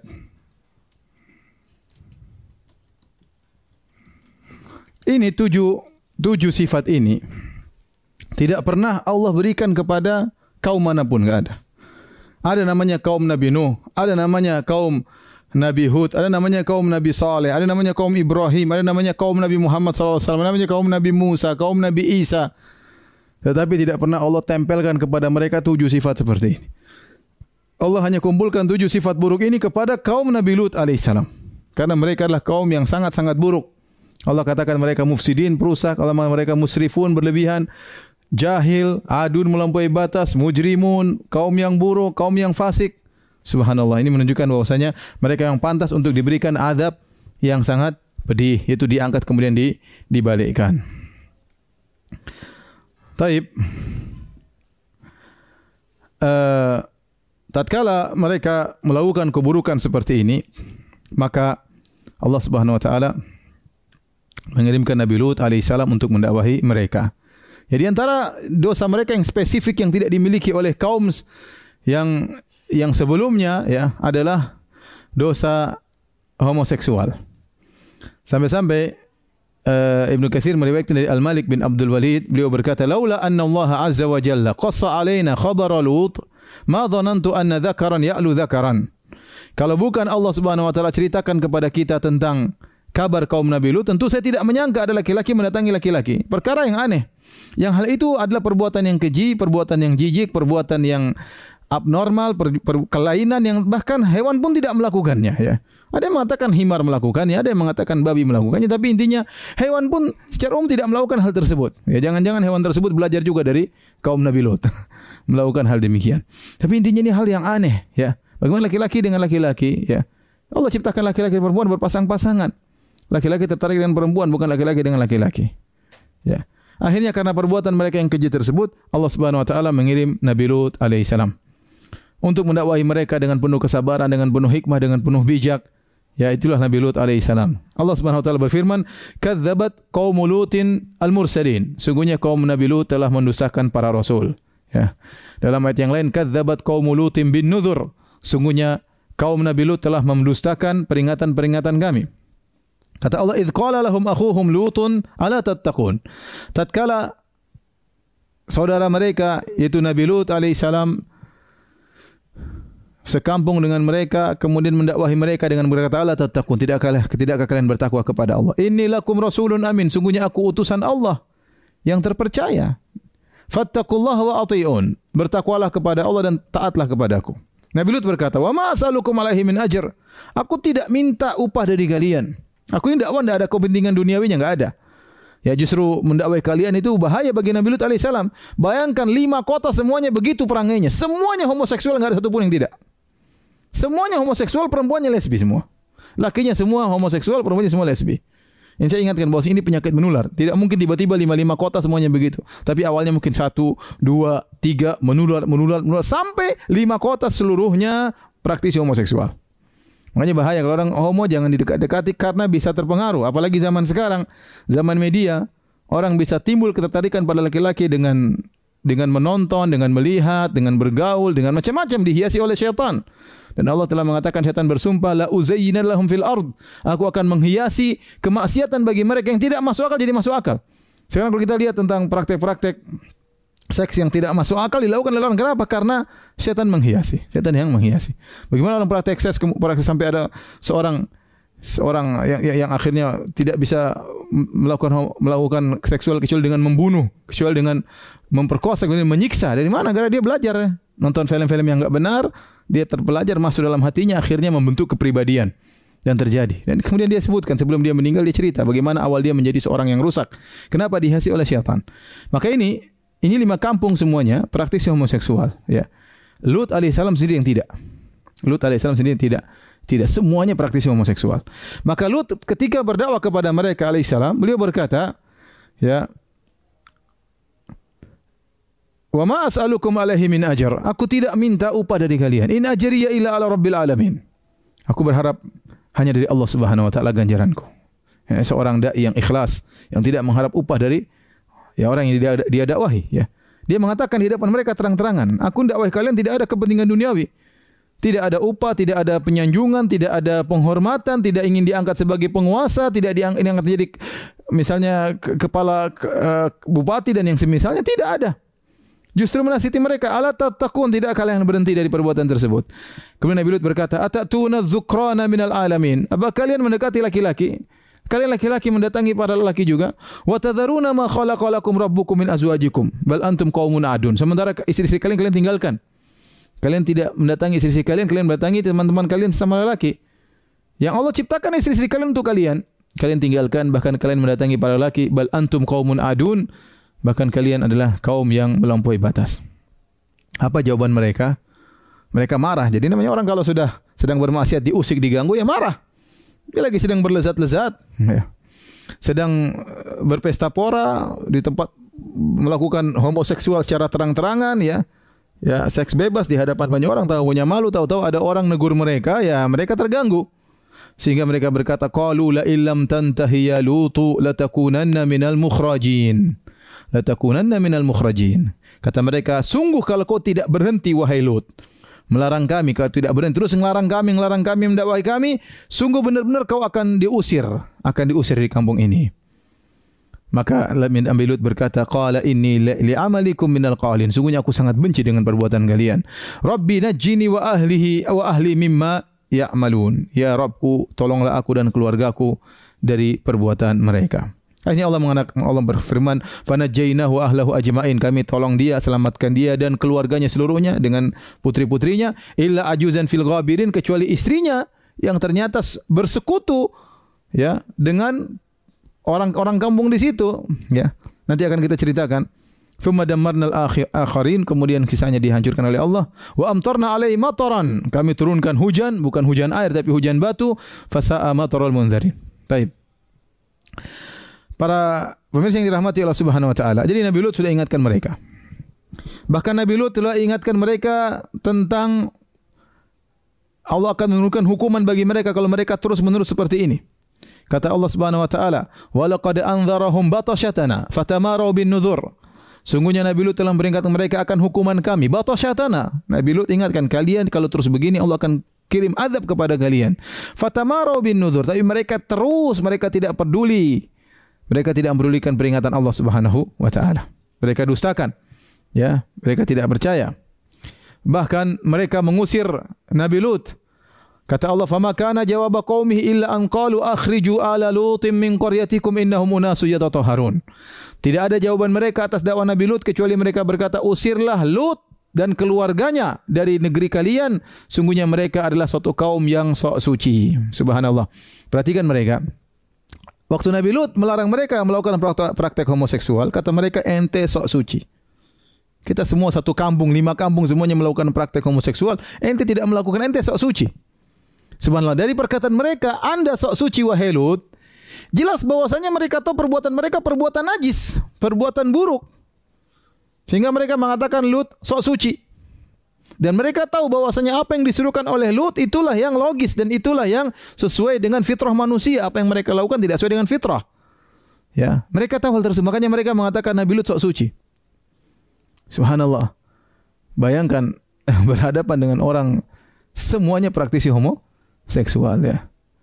Dan ini sering orang seperti gitu. Kalau ada orang melakukan kebaikan, sok alim, sok suci, ya. Sok ini, sok anu, ya, kita hati-hati karena itu bisikan syaitan, ya, bisikan syaitan. Mereka menganggap maksiat tersebut sudah hal yang biasa. Jadi mereka ingin mengusir Nabi Lut alaihissalam. Lebih daripada itu, mereka tantang Nabi Lut. Yasta'jilul azab. Mana azab? Segera datangkan. Kata Allah Subhanahu wa taala, "Fama kana jawab qaumihi illa an qalu tina bi adzabillahi in kunta minas shadiqin." Tidak ada jawaban mereka kecuali mereka berkata kepada Lut, "Wahai Lut, kalau kau benar, turunkan azab kepada kami." Turunkan azab kepada kami. Maka Nabi Lut berdoa, "Rabbin surni alal qaumil mufsidin." Ya Rabbku, tolonglah aku atas kaum yang perusak tersebut. Ya, mereka mau menyakiti fisik Nabi Lut, mereka ingin usir, ya. Sehingga Nabi Lut perlu pertolongan dari Allah Subhanahu wa taala. Bahkan mereka mengajak, "Mana azab yang kau janjikan? Mana? Turunkan kepada kami." Akhirnya Allah kabulkan doa Nabi Lut alaihissalam. Saatnya mereka diberi azab oleh Allah Subhanahu wa taala. Adapun bagaimana Allah menurunkan azab? Allah turunkan melalui beberapa sekelompok malaikat. Ada yang mengatakan malaikat tersebut adalah malaikat Jibril, malaikat Mikail, malaikat Israfil. Allah alam besok, tidak ada dalil yang tegas. Tetapi malaikat-malaikat azab tersebut turun untuk menurunkan azab kepada mereka. Tetapi sebelum mereka menurunkan azab kepada Nabi Lut, mereka mampir dulu ke rumah Nabi Ibrahim alaihissalam. Ya. Kata Allah Subhanahu wa taala, "Hal ataka haditsu dhaifi Ibrahim al-mukramin?" Apakah telah datang kepada engkau wahai Muhammad tentang kisah tamu-tamu Ibrahim yang mulia? Apa maksudnya dhaifi Ibrahim al-mukramin, tamu Ibrahim yang mulia? Dua pendapat, yaitu pertama, malaikat-malaikat tersebut adalah tamu-tamu yang mulia. Dari sananya, karena malaikat adalah makhluk Allah yang mulia, tidak pernah bermaksiat sama sekali. Yang kedua, mukramin, dimuliakan, maksudnya Ibrahim memuliakan mereka. Allah sebut bahwasanya tamu-tamu tersebut dimuliakan oleh Ibrahim alaihissalam. Ya. Idh dakhalu alaihi faqalu salama. Tatkala mereka mengetuk pintu Nabi Ibrahim, mereka mengatakan assalamualaikum. Qala salamun qaumun munkarun. Perhatikan di sini. Ibrahim berkata, "Selamat datang kepada kaum yang mungkar yang aku tidak kenal." Ibrahim bingung, ini mereka ini siapa? Tidak ada orang beri salam di kampungnya. Tahu-tahu datang. Ibrahim tidak kenal mereka. Tiba-tiba muncul. Mungkin tidak ada bekas-bekas safar. Tahu-tahu muncul, bilang assalamualaikum. Ibrahim ini siapa mereka ini? Salamun qaumun munkarun. Waalaikumsalam kepada kaum yang saya tidak kenal. Tapi apa yang dilakukan oleh Ibrahim alaihissalam? Dan malaikat benar-benar. Jadi malaikat ini memiliki kemampuan yang luar biasa. Allah ciptakan dari cahaya. Tapi mereka memiliki sifat yang luar biasa. Di antaranya yatasyakkal, yaitu menjelma. Dan malaikat menjelma menjadi manusia dengan bentuk yang benar-benar persis seperti manusia. Sehingga kalau orang melihat manusia tersebut, mereka tidak menyangka itu malaikat. Dan sering malaikat menjelma jadi manusia. Contoh, malaikat Jibril berubah menjadi Dihya al-Kalbi. Orang semua lihat kira Dihya al-Kalbi. Malaikat Jibril pernah menjadi orang Arab Badui datang kepada Nabi, kemudian duduk depan Nabi bertanya, ya, "Akhbirni ya Muhammad anil Islam." Wahai Muhammad, kabarkan kepada tentang Islam. Orang semua tidak tahu ini siapa orang ini. Kok tiba-tiba muncul? Bukan tinggal di tempat kita, tiba-tiba muncul, tapi kok enggak ada tanda-tanda safar. Jadi benar-benar menjelma jadi manusia sampai tidak ada yang menduga kalau itu malaikat. Penjelmaannya sempurna. Ya, dan ini tidak ada yang bisa mengilmiahkan, tidak bisa. Gimana suatu makhluk yang terbuat dari cahaya tiba-tiba bisa berubah benar-benar seperti manusia sempurna sehingga tidak bisa dibedakan manusia dengan yang lainnya. Jadi kita beriman. Akhirnya Ibrahim pun tidak tahu kalau mereka malaikat. Tapi lihat bagaimana akhlak Ibrahim alaihissalam. Setelah mereka masuk, kata Allah Subhanahu wa taala, "Faragha ila ahlihi faja'a bi ajlin samin." Faragha. Faragha itu Ibrahim segera pergi diam-diam. Dia bilang silakan duduk sebentar, dia langsung pergi. Dia tidak bilang saya mau siapkan makanan dulu, khawatir tamu mungkin enggak enak. Ya sudah, tunggu sebentar. Dia pergi, diam-diam langsung dia pergi ila ahlihi, kepada istrinya Sarah untuk siapkan makanan. Faja'a bi ajlin samin. Ternyata apa? Dia panggang sapi yang gemuk untuk dihidangkan kepada tamu-tamu tersebut. Dalam ayat yang lain faja'a dalam ayat yang lain fama labitha an ja'a bi ajlin hanif. Tidak lama kemudian Ibrahim datang dengan ejel sapi yang dipanggang. Kata para ulama bahwasanya Ibrahim tidak memotong-motong kecil atau Ibrahim alaihissalam tidak memasak di kuah. Kenapa? Karena ini tamu mungkin lapar dari orang jauh, tidak tinggal di kampung beliau. Yang pasti datang orang jauh, namanya orang jauh pasti lapar. Maka dia segera memasak makanan yang segera masak. Di antaranya dengan dipanggang cepat. Bi'ajlin samin, bi'ajlin hanif. Setelah itu Ibrahim pun datang menyiapkan makanan. Kemudian Ibrahim faqarrabahu ilaihim qala ala ta'kulun, makanan tersebut didekatkan kepada mereka. Kemudian Ibrahim berkata, ala ta'kulun, kenapa kalian tidak makan? Ternyata mereka tidak makan. Perhatikan di sini. Tolong dihapus.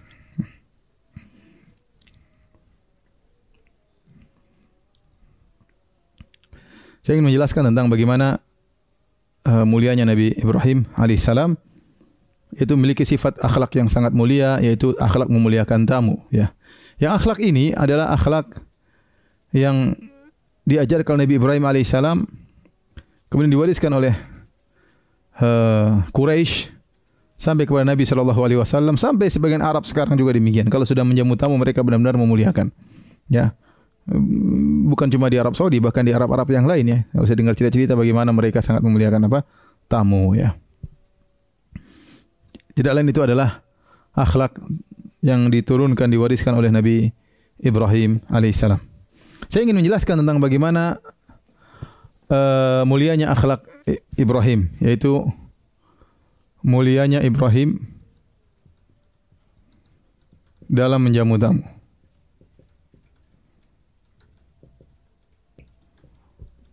Pertama, perhatikan, tamunya tidak dikenal.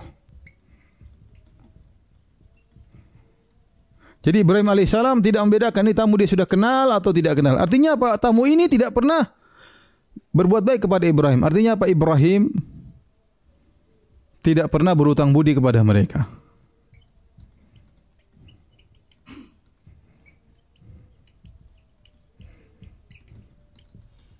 Tidak pernah.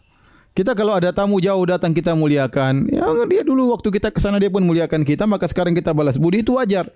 Ini enggak, ini tamu baru pertama kali ketemu, ya. Makanya para ulama mengatakan mau kita bermuamalah dengan orang, ya, ada namanya al-muamalatu bil fadl, ada al-muamalatu bil adl. Muamalah dengan al-fadl, muamalatu bil adl. Muamalah bil adl itu orang baik kita baikin, ya. Ya, tapi al-muamalatu bil fadl yaitu kita melakukan kebaikan meskipun dia tidak baik kepada kita, meskipun dia tidak pernah berbuat baik kepada kita, meskipun kita enggak punya hutang budi sama dia, tetap kita berbuat baik karena mengharap ridha Allah. Ini pertama menunjukkan bagaimana mulianya Ibrahim dalam menjamu tamu. Pertama, tamunya tidak dia kenal. Yang kedua, Ibrahim pergi diam-diam. Faraga ila ahlihi. Ya, kalau dia bilang sama tamunya sebentar, saya mau siapkan, mungkin tamunya merasa enggak enak, ya. Tapi dia pergi aja, pokoknya dalam waktu yang cukup dia sudah siapkan makanan, ya. Kemudian yang dihidangkan sapi panggang gemuk. Kenapa sapi panggang? Karena mudah. Kalau dipotong-potong dulu, dimasak terlalu lama, tamunya segera kelaparan. Maka dia panggang dan itu enak dan gemuk. Bayangkan, dia tidak ngambil sapi yang kurus, tapi dia ngambil sapi yang gemuk. Berarti dia benar-benar memuliakan sang tamu. Ya, bukan ceplok telur ya, bukan. Ya. Bukan goreng ikan asin, enggak. Ini sapi, kemudian yang satu ekor dia panggang untuk memuliakan apa? Tamunya. Apa yang diharapkan? Mengharapkan keutamaan dari Allah Subhanahu wa taala. Kemudian di antaranya mendekatkan makanan kepada tamu. Beda tatkala makanan tersebut dihadapkan di hadapan tamu, sehingga tamu tidak perlu berdiri, tinggal ngambil aja. Dengan mengatakan, "Ayo silakan ambil, silakan berdiri." Kurang enak ya. Boleh, itu juga memuliakan. Tapi beda kalau makanan tersebut dihadapkan di depannya. Luar biasa. Dan itu kebiasaan sampai sekarang orang Arab kalau menghidangkan makanan, ya, sampai sekarang saya kalau makan sama kawan-kawan Arab, misalnya saya pernah diundang kambing panggang. Jadi satu ekor kambing besar di depan saya, kemudian piringnya gede, isinya nasi, kambing satu ekor. Jadi mereka cara makan gimana? Mereka potong, kemudian mereka ambil daging, mereka lempar ke saya. Saya pertama lihat kebiasaan tersebut, ini kok kayak kesannya kita ini kayak rakus atau apa. Ternyata itu kebiasaan mereka. Akhirnya apa? Supaya kita enggak usah repot-repot ngambil, mereka yang potongin, mereka over. Sudah mulai habis, mereka potong lagi, mereka over lagi. Masya Allah. Ini Indonesia belum pernah ada seperti itu. Kalau mungkin gorengan lempar, tapi kalau kambing potong-potong hidangkan, bukan kebiasaan kita. Tapi mereka sampai sekarang demikian. Jadi Ibrahim alaihissalam di antara bentuk pemuliaan kepada tamunya, makanya dihidangkan di depan mereka.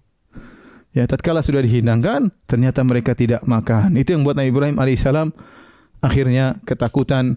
Qala ala ta'kulun, kenapa kalian tidak makan? Ternyata mereka adalah malaikat. Ya, bagaimana malaikat mau makan? Fa aujasa minhum khifah. Akhirnya Ibrahim pun takut. Dalam ayat yang lain, falamma ra'a aydiyahum la tasilu ilaihi nakirahum wa aujasa minhum khifah. Qalu la takhaf inna ursilna ila qaumi Lut. Tatkala Ibrahim alaihissalam melihat bahwasanya tangan mereka tidak menyentuh makanan tersebut, dia takut, ini siapa tamu ini? Datang dari jauh, tidak saya kenal, sudah dihidangkan makanan, kenapa tidak disentuh? Ini jangan-jangan ada apa-apa. Akhirnya malaikat melihat Nabi Ibrahim takut. Ini wajar, takut yang wajar. Takut tabii, ya bukan ini takut, boleh takut seperti ini, tidak ada masalah. Takut kepada tamu yang tidak jelas, kemudian tidak mau makan makanan, ini jangan-jangan ada apa. Akhirnya tatkala mereka melihat Ibrahim ketakutan, mereka mengatakan, la takhaf, jangan kau takut wahai Ibrahim. Inna ursilna ila qaumi Lut. Kami ini malaikat dikirim kepada kaum Nabi Lut alaihissalam. Jadi ternyata para malaikat tersebut mampir ke Nabi Ibrahim ada tujuan. Dua tujuan. Tujuan pertama, mengabarkan mereka akan mengazab kaum Nabi Lut.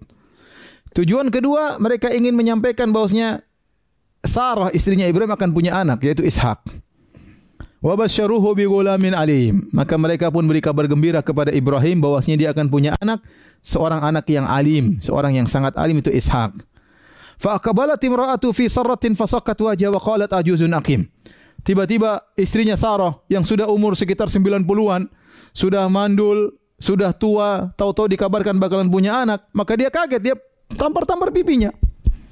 Saking gembiranya, ya. Qalat ajuzun aqim, bagaimana nenek tua mandul? Dua sebab tidak punya anak, tua dan mandul terkumpul pada Sarah. Bagaimana bisa punya anak, ya? Allah berfirman, wa imra'atuhu qa'imatun fadhahikat. Istrinya berdiri tertawa, Sarah tertawa, dia kasih tahu bahwasanya kau bakalan punya anak. Ya fabasyarnaha bi Ishaq wa min wara'i Ishaq Yaqub. Maka kami beri kabar gembira kepada Sarah bahwasanya dia akan punya anak namanya Ishak, dan Ishak punya anak lagi namanya Yaqub. Subhanallah, Ishak, Yaqub semuanya nabi. Semuanya adalah nabi. Dalam ayat yang lain dia berkata, ya wailata a'alidu wa ana ajuzun wa hadha ba'li syaikha in hadha la syai'un ajib. Dia berkata, sungguh ajaib, apakah aku akan melahirkan punya anak? Saya sudah tua dan mandul, suamiku juga sudah tua, bagaimana bisa punya anak? Malaikat berkata, qalu ata'jabina min amrillah. Apakah kau merasa takjub dengan keputusan Allah Subhanahu wa taala? Semuanya mudah bagi Allah Subhanahu wa taala. Akhirnya setelah diberi kabar gembira oleh para malaikat bahwasanya dia bakalan punya anak, Ibrahim sadar, tidak mungkin malaikat cuma datang untuk kasih tahu punya anak. Maka Ibrahim bertanya, ini cerdasnya Nabi Ibrahim alaihissalam. Qala fama khatbukum ayyuhal mursalun. Apa urusan kalian ke sini? Bukan cuma kasih anak. Bukan cuma kasih kabar bakalan punya anak. Maka mereka baru mengatakan, inna ursilna ila qaumim mujrimin. Kita diutus oleh Allah untuk kaum para pendosa. Linursila alaihim hijaratan min tin. Kami akan turunkan azab, kami akan turunkan hujan batu dari langit. Musawwamatan 'inda rabbika lil musrifin. Yang batu tersebut sudah dikasih cap, kasih stempel untuk orang-orang para pelaku maksiat yang berlebihan. Musawwamatan, ada yang mengatakan ditandai, artinya batu tersebut yang akan menghujani kaum Lut sudah ditandai, bukan batu dunia, tapi batu khusus Allah datangkan dari tempat tersendiri, entah dari mana. Bukan batu yang biasa yang ada di dunia. Allah ciptakan batu baru yang khusus untuk menghabisi mereka. Ini pertama. Pendapat kedua mengatakan batu tersebut musawwamatan, diberi tanda. Artinya apa? Setiap batu sudah ditugaskan untuk melempar satu orang dari mereka. Batu-batu ini untuk si fulan, batu-batu ini untuk si fulan. Jadi tidak ada yang bisa lolos. Setiap batu sudah ada tugasnya. Batu-batu ini untuk si fulan, batu ini untuk si fulan, semua kaum Nabi Lut habis. Kenapa dikasih tanda oleh Allah Subhanahu wa taala? Karena ada sebagian kaum Nabi Lut yang tidak sedang di situ, mereka sedang safar. Tapi meskipun mereka safar, tidak sedang berada di tempat, tetap batu-batu sudah ada dicatat namanya buat mereka-mereka itu, dan mereka tidak akan selamat. Tidak akan selamat. Taib. Ibrahim waktu dikabarkan alaihissalam bahwasanya kaum Nabi Lut akan ditimpa dengan azab, dia berjidal, berdiskusi sama malaikat. Kata Allah Subhanahu wa taala, "Falamma dhahaba an Ibrahim ar-ra'u wa ja'athu al-bushra yujadiluna fi qaumi Lut." Tatkala rasa takut dari Ibrahim hilang, Ya, tadi saya lupa ya, bahwasanya Sarah ketika dikabarkan bakalan punya anak, dia pukul-pukul pipinya saking gembira. Dan demikian wanita sulit untuk mengontrol diri. Ya, mungkin teriak, ya. Kemudian mukul-mukul wajah saking gembiranya. Lah Ibrahim tenang. Perempuan tidak bisa mengontrol dirinya, gembira atau sedih sulit untuk mengontrol apa? Jiwanya.